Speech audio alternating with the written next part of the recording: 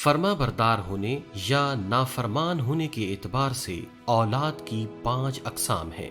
Number 1، وہ اولاد جنہیں والدین اگر کسی کام کا کہہ دیں تو یہ کہنا نہیں مانتے اور رد عمل میں زبان درازی کرتے ہیں، والدین کی دل آزاری کرتے ہیں۔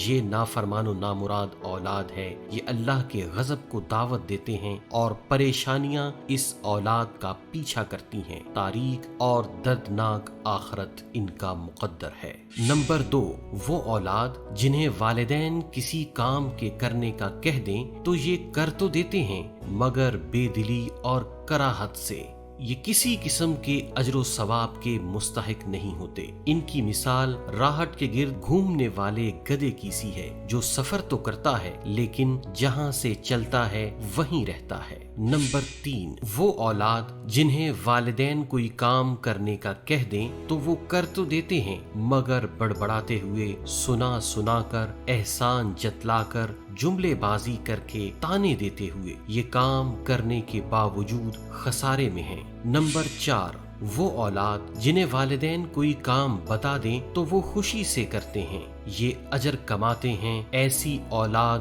والدین کے لیے کسی نعمت سے کم نہیں۔ نمبر 5، وہ اولاد جو والدین کی ضرورتوں کے کام ان کے کہنے سے پہلے کر دیتے ہیں، یہ خوش بخت اولاد کی نایاب قسم ہے۔